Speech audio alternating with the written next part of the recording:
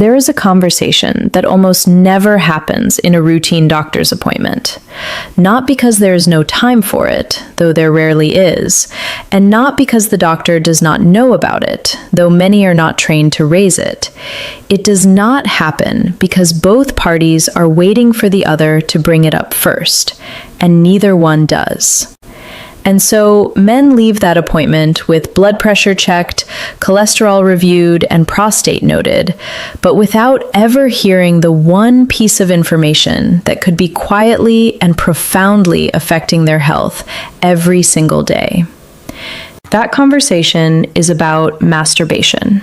And if you are a man in your later years who has stopped, reduced, or altogether abandoned this practice, I need you to understand what that decision is doing to your body. Not to embarrass you, not to lecture you, but because the clinical evidence is clear. The physiological consequences are real, and you deserve to have this information in the same direct, factual way you deserve to know about your cholesterol or your blood sugar.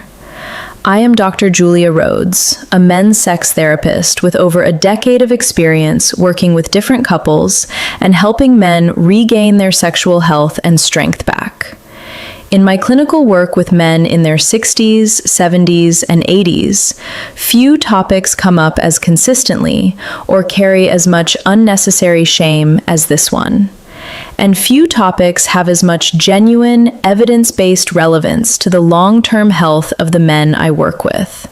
Today, I am going to walk you through 7 major physiological consequences of stopping masturbation in later life. I will explain what is happening biologically, what that means emotionally, and what it looks like practically in the day-to-day life of a real man. And then I am going to tell you exactly what you can do about it starting today.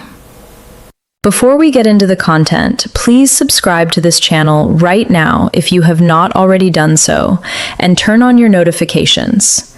I publish new content every week specifically designed to give men the kind of honest, clinically grounded health information that deserves far more space than a 7-minute appointment can provide. Share this video with a man in your life who needs to hear this. You might be sharing something that genuinely changes the trajectory of his health. Now let us get into it.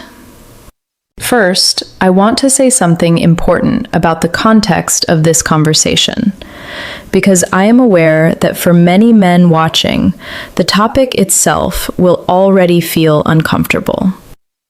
We live in a culture that gives men very little permission to speak openly about sexual self-care, particularly as they age.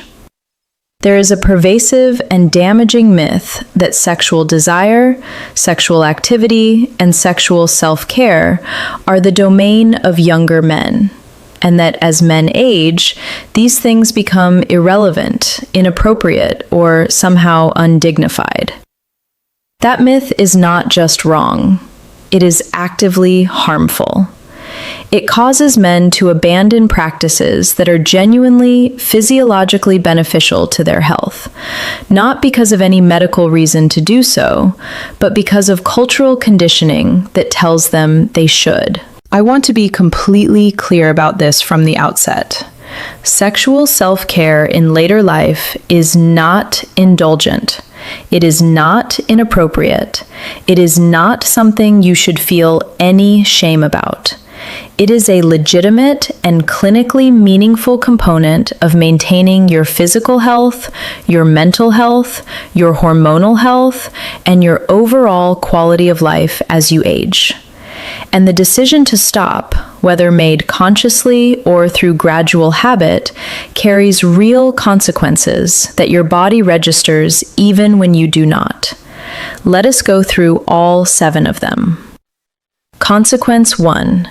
Deterioration of prostate health and urinary function. The prostate gland produces a fluid that forms part of semen, and that, in an actively functioning reproductive system, is regularly expelled through ejaculation. When ejaculation stops occurring, whether through cessation of partnered sexual activity, masturbation, or both, that prostatic fluid does not simply disappear. It accumulates, and stagnant prostatic fluid creates a biological environment that is associated with inflammation, swelling, and the kinds of cellular changes that researchers have linked to increased risk of prostate conditions, including prostatitis and, in the longer term, prostate cancer. The clinical evidence here is compelling. A landmark study published in the European Urology Journal followed over 30,000 men over 18 years and found that those who ejaculated most frequently had a substantially lower risk of developing prostate cancer than those who ejaculated least frequently. The association held up across age groups, including men in their 60s and beyond, and the proposed mechanism is precisely what I have described. Regular ejaculation flushes the prostate of stagnant secretions, reduces the opportunity for carcinogenic compounds to concentrate in the prostatic tissue, and maintains the healthy cellular environment that protects against malignant change. In my clinical work, I frequently see men in their late 60s and 70s presenting with lower urinary tract symptoms, including reduced stream strength, increased urinary frequency, the need to get up multiple times per night to urinate, a sense of incomplete bladder emptying, and pelvic discomfort, who have not made the connection between these symptoms and the cessation of regular ejaculation. These symptoms are often attributed entirely to benign prostatic hyperplasia, which is the age-related enlargement of the prostate. And while BPH is certainly a contributing factor in many men, the inflammatory component driven by fluid stagnation is frequently and unnecessarily overlooked. Regular ejaculation does not reverse BPH, but it does maintain the health of the prostatic tissue, reduce the inflammatory burden on the gland, and support the urinary function that is so central to your daily independence and comfort. Think about what urinary disruption actually means in practice for a man in his 70s. It means interrupted sleep every single night. It means planning every outing around the location of the nearest bathroom. It means anxiety in situations where bathroom access is uncertain. It means a progressive narrowing of the life you are living, driven not by age itself, but by an avoidable deterioration in prostate health that had a simple, natural, cost-free means of prevention that nobody told you about. That is the conversation I want to make sure you are having, even if your doctor has not had it with you yet. Consequence 2: cognitive fog, reduced mental clarity, and declining neurological health. Sexual activity, including masturbation and orgasm, triggers a significant and clinically meaningful neurochemical cascade in the brain. During sexual arousal and orgasm, the brain releases dopamine, the neurotransmitter associated with motivation, reward, and focused attention. It releases serotonin, which regulates mood, emotional stability, and cognitive processing. It releases oxytocin, which is associated with feelings of connection, well-being, and stress reduction. And it releases endorphins, the body's endogenous opioids, which create feelings of pleasure and calm. This neurochemical release is not merely pleasant, it is protective. These are precisely the neurotransmitters and signaling molecules that support healthy cognitive function, that protect against the neuroinflammation associated with cognitive decline, and that maintain the brain's capacity for focus, memory consolidation, and emotional regulation. When sexual activity stops and these neurochemical surges no longer occur with any regularity, the brain loses a consistent source of neurological stimulation and chemical protection that it had been receiving. In men over 60, this matters particularly because this is already an age of heightened risk for cognitive decline, reduced neuroplasticity, and the early stages of conditions like mild cognitive impairment that can progress toward dementia if insufficient protective factors are in place. The neurochemical benefits of regular orgasm are not a cure for cognitive aging, but they are a meaningful and natural protective factor that adds to the overall environment in which your brain is either thriving or declining. In my practice, I hear men describe this as a kind of dulling. Things that used to be interesting feel flat. Focus that used to come easily now requires effort. Memory feels less reliable. Mornings feel foggy in a way that takes hours to clear. These descriptions are consistent with a brain that is receiving less regular neurochemical stimulation than it was designed to have, and they are frequently, though not exclusively, connected to the cessation of sexual activity. Consequence 3. Increased depression, emotional numbness, and psychological withdrawal. The endorphin and oxytocin release associated with orgasm has a direct and measurable effect on mood. These chemicals are natural antidepressants. They create a sense of well-being, calm, and emotional connection with the self that persists for some time after the experience. When this regular biochemical contribution to emotional health is absent, the baseline emotional state of many men shifts, not necessarily into clinical depression, though in some cases it does, but into a kind of grayness, a flatness, a reduced capacity for pleasure, enthusiasm, and engagement with life. Men in later life are already at elevated risk for depression and emotional isolation for a range of reasons. The loss of professional identity through retirement, the deaths of friends and partners, reduced social engagement, declining physical capacity, and the existential weight of facing the final chapter of a long life.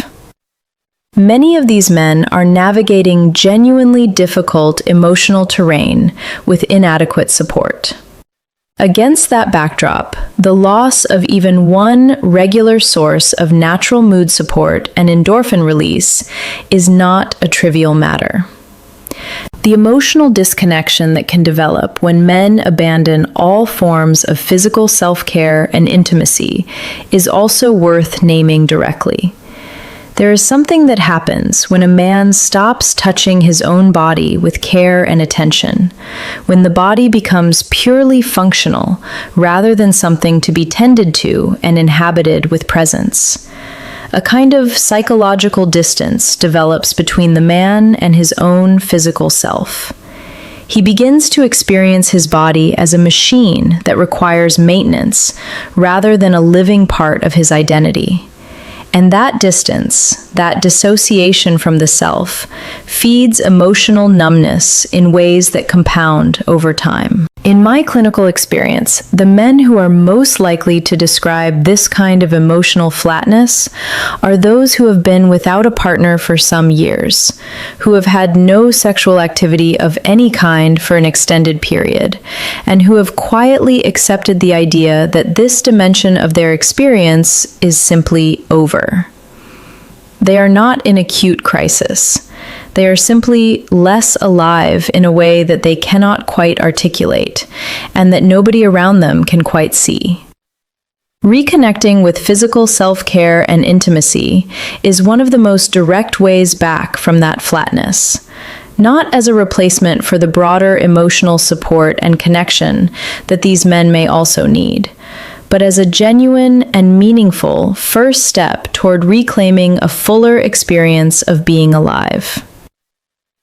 Consequence 4. disrupted sleep architecture, and chronic fatigue. Orgasm triggers a specific and powerful neurochemical shift in the nervous system that is directly relevant to sleep quality. Following orgasm, the body releases a surge of prolactin, a hormone that is associated with feelings of deep relaxation and satiation. It also releases additional oxytocin and endorphins. The combined effect of these neurochemicals is to shift the autonomic nervous system from its active, alert, sympathetic state into the calm, restorative, parasympathetic state that is necessary for the onset and maintenance of deep, restful sleep. For men over 60 who are already dealing with the natural changes in sleep architecture that accompany aging, including reduced time in slow-wave sleep, increased sleep fragmentation, earlier morning waking, and the effects of any medications they may be taking, the loss of this natural sleep-promoting mechanism is physiologically significant. Men who were previously able to fall asleep readily and sleep soundly may begin to experience difficulty initiating sleep, more frequent night waking, a reduced sense of rest upon waking, and the daytime fatigue and cognitive impairment that chronic poor sleep produces. The downstream consequences of poor sleep in men over 60 are themselves a significant health concern. Chronic sleep deprivation is associated with elevated cortisol, impaired immune function, accelerated cognitive decline, increased cardiovascular risk, worsened insulin sensitivity, and reduced testosterone production. It compounds virtually every other health challenge a man in this age group is navigating. And yet its connection to the cessation of sexual self-care is almost never discussed in clinical consultations.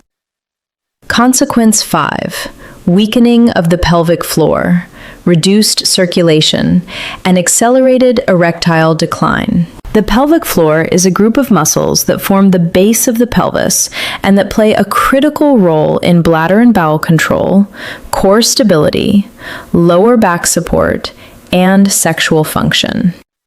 In men, healthy pelvic floor function is essential for the muscle contractions that accompany ejaculation, for the vascular control mechanisms that maintain erections, and for the urinary continence that is so central to dignity and independence in later life. Masturbation and orgasm involve rhythmic, involuntary contractions of the pelvic floor muscles. These contractions are, in the most literal sense, a form of exercise for these critical muscles. When sexual activity of any kind stops entirely, the pelvic floor muscles lose this regular source of stimulation and exercise. Over time, they weaken. And weakened pelvic floor muscles mean reduced bladder control, increased risk of urinary leakage, reduced support for the core and lower back, and, importantly, diminished erectile function, because the muscles responsible for compressing the veins that maintain an erection are part of the same group. Additionally, regular sexual arousal and genital blood flow play an important role in maintaining the health of the penile tissue itself.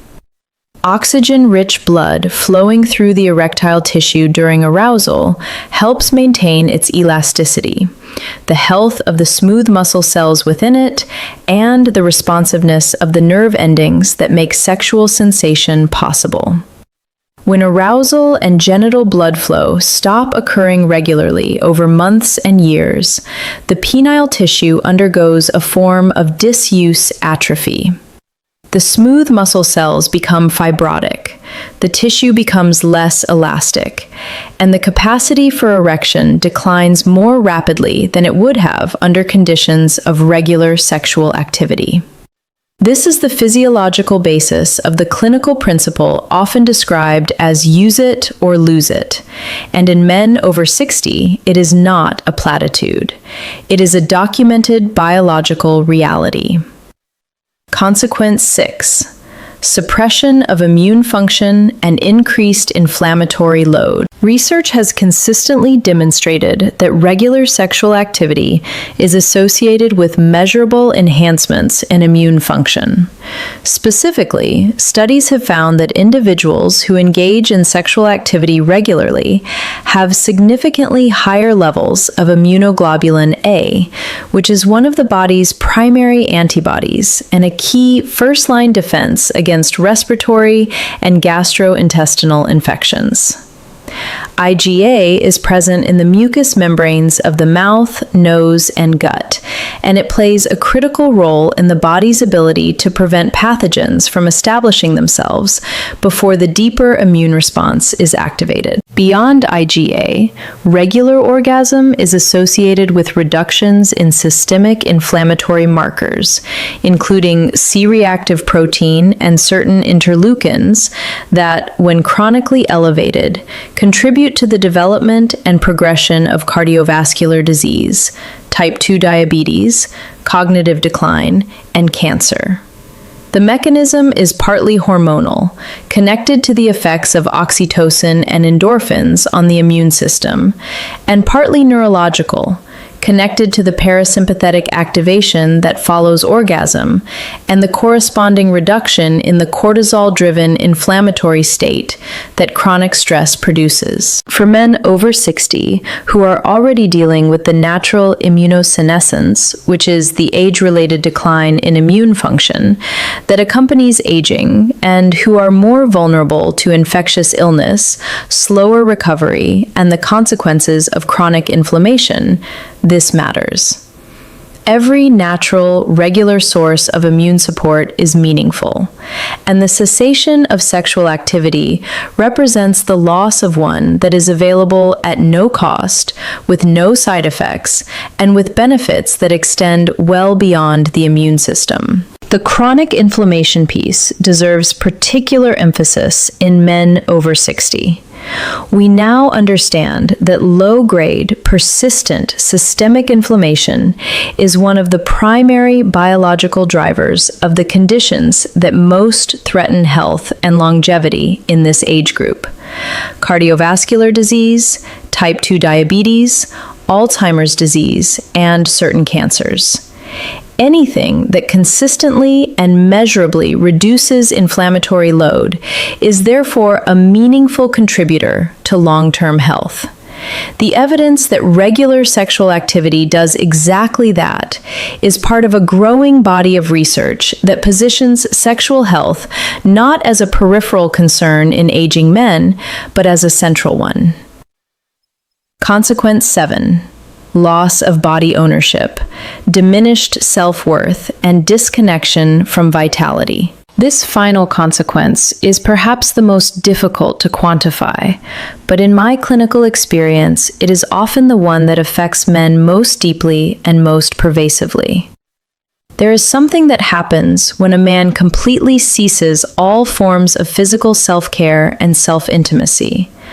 A kind of internal message is sent and received, that this body is no longer worth tending to in this way, that this dimension of the self is finished, that vitality, pleasure, and physical aliveness are things that belong to a different chapter of life that is now closed. That message, wherever it comes from, whether from cultural conditioning, from the loss of a partner, from grief, from embarrassment, or simply from the gradual erosion of habit, does damage that goes beyond the physiological. It affects how a man moves through the world, how much he invests in his own health and appearance, how connected he feels to his body, and how much he believes he still has to experience and enjoy. Men who have stopped treating their bodies as living, responsive, worth caring for organisms often become more passive in other areas of health too. Less likely to exercise, less invested in nutrition, less engaged socially.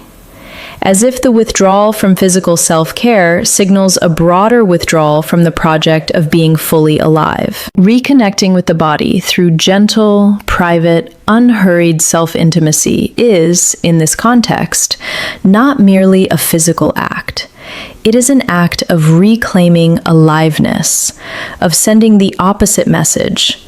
This body is still here, still worth attention, still capable of feeling, and still deserving of care.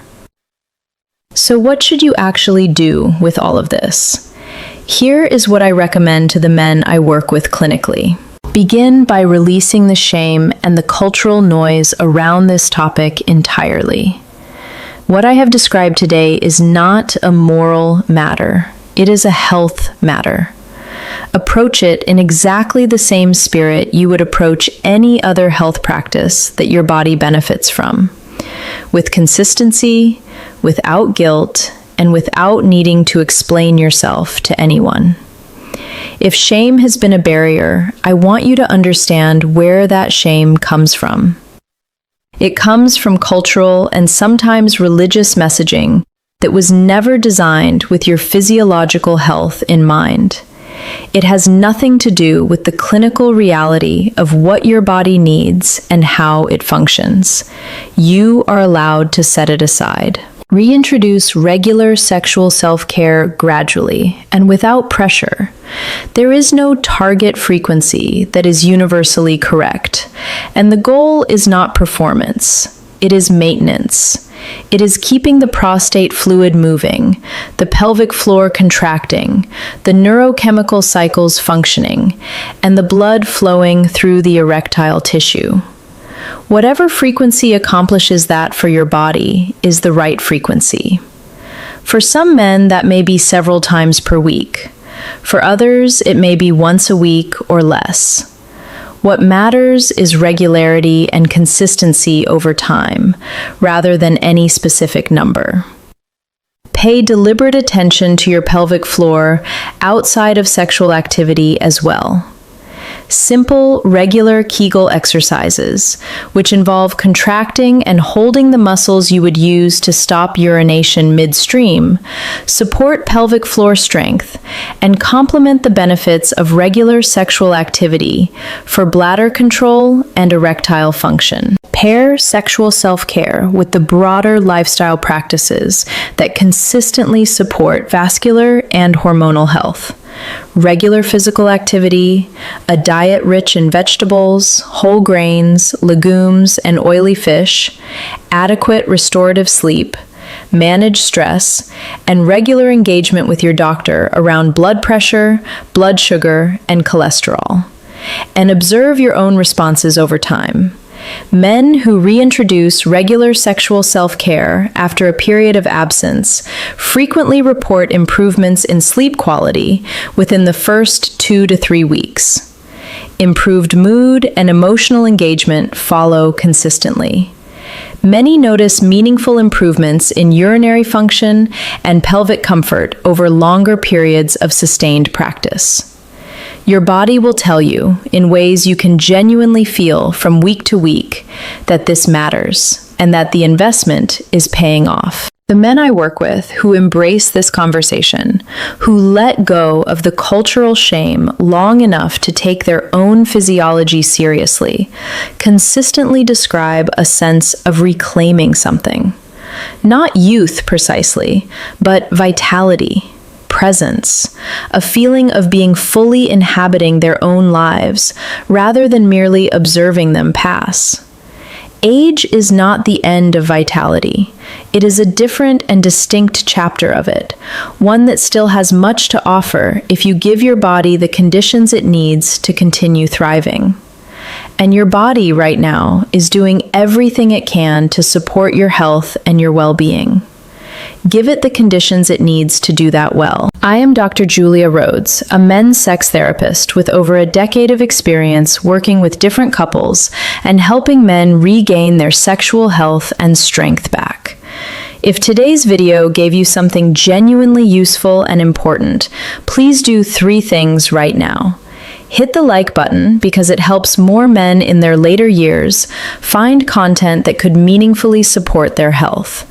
Leave a comment below and share one thing from today's video that surprised you or that you are going to act on, because I read every comment and your responses shape this community. And subscribe with notifications on if you have not already done so, because every single week I am here with the honest, evidence-based, clinically grounded content on men's health that you deserve. Your body is still here, still present, and still absolutely worth caring for. Start today. I will see you in the next video.